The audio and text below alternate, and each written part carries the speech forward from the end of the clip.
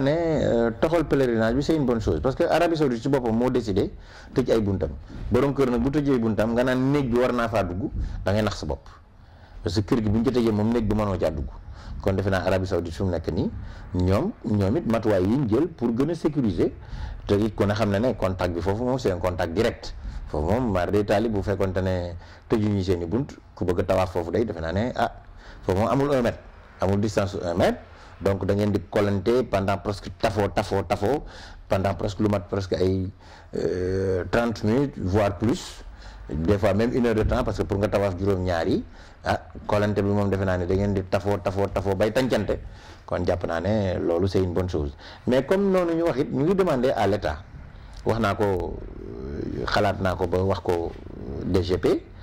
délégué général ma ne ko yeneen dëkk yi da ngay inscrire toog 5 ans ba ñu formé la xool sa wér gu yaram xool lu bëree bëri kon nag dama doon demander à l'État que ñu bàyyi xel bu ñu mënee nit ñu continuer inscrire ñi war a dem 2021 ñu inscrire leen léegi ñu mën a préparer wu pour former pèlerin bi et donc Sénégal commencé nag 1 an avant ngay bindu pour door a mën a préparer wu pour dem mag beneen bi mooy ñu assainir le milieu parce que milieu aj warul nekk loo xam ne dafay am politique te politique baa ngi ci biir beneen bi mooy warul nekk domaine boo xam ne affaire conflit religieux donc loolu ñu génn ko ci bu ñu bëggee mu baax beneen bi mooy li nga xam ne ay ONG la yu nekk ci biir ñu jële leen ci yeneen yi nga xam ne aussi c'est des associations ñu jële leen ci parce que association à but non lucratif waxuma la ONG ñu nekk ci biir et lu mel ni douane lu mel ni impôt lu mel ni trésor ñooñu xam nga waruñu commercialiser di concurrencer déloyalement ñi nga xam ne ñooy ay agence de voyage ak ay structures yi nga xam ne dañu war a def bénéfice donc je vois mal que impôt et domaine douane ak trésor donc ñu nekk ci biir aj loolu di parce que lay woon yi lebe la taxoon ñu joxoon leen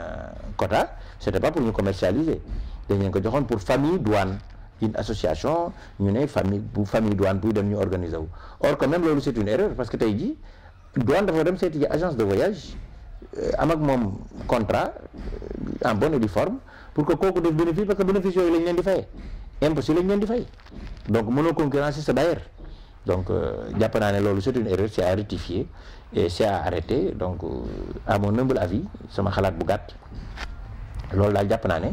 bokk na si dañuy am temps pour mën a assainir le milieu am temps pour mën a régler pas mal de choses donc ci affaire u aj ñu génn ci politique génn ci affaire u tarixa génn ci affaire u association génn ci affaire u ONG bu fekkee dañ bëgg mu baax man jàpp naa ne loolu moom bind naa ko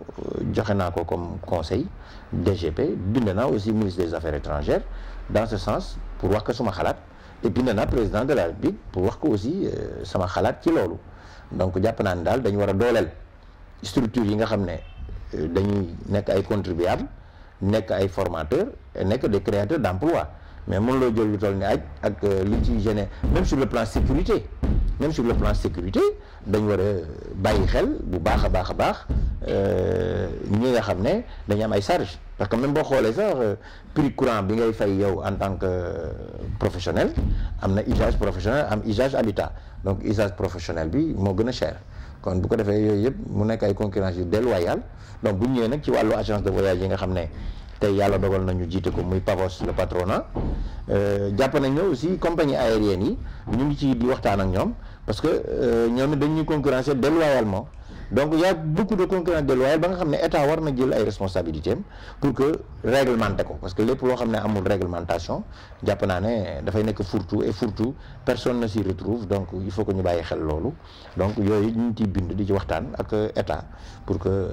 ñu xoolaat loolu ñu normaliser ko ba ku nekk daal def li nga war a def yem ci li nga war a def kenn bañ a dem parce que tëjaguñu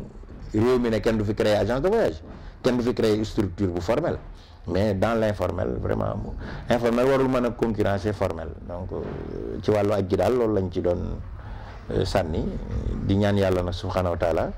lii nga xam ne moo ñu gane si di feebar di balaa yal na ko yàlla teggi di leen gërëm nag yéen presse bi parce que seen rôle xam ngeen ko yéen a ngi ko ciy joué yàlla mi fay yal na yàlla fay leen te it nag dëkk nii la réew ña ko dëkkee rek ñoo mën defar réew mi te yàlla subhanahu wa taala wax na ne xutbal watani minal imaan yi képp ku nga xam ne bëgg nga sa dëkk